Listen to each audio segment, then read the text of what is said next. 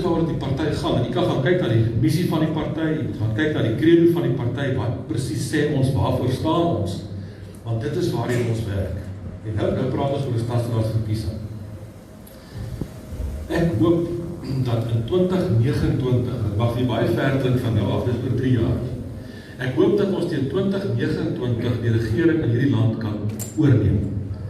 Ons moet hom oorneem, die Vryheidsfront sal het waarskynlik nie alleen kan doen nie, maar ek glo daar gaan 'n koalisie kom in 2029 van die goeie mense in Suid-Afrika, wat uit verskillende gemeenskappe by mekaar kan kom om die land se beheer oor te neem en die land in die regte rigting te stuur.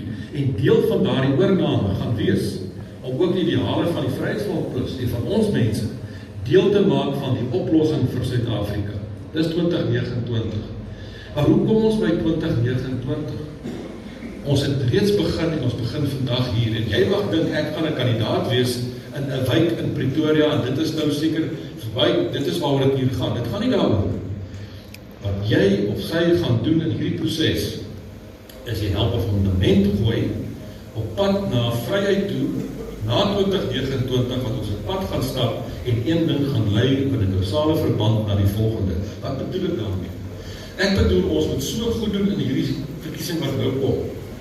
Ons moet so suksesvol wees in Tshwane as 'n party, dat ons die vuur kan bly aan die brand hou en aan die brand steek vir die mense daar buitekant om te besef, die Vryheidsfront Plus is 'n ernstige, bitterbelangrike rolspeler in Suid-Afrika. En dat ons daarop kan voortbou, en dit werk dit so. Ons het ons party gesien in die verlede oor 'n klomp jare se ervaring. Die party kan nie presteer en goed doen as ons nie in die provinsie Gauteng presteer en goed doen. Wat ons 'n probleem.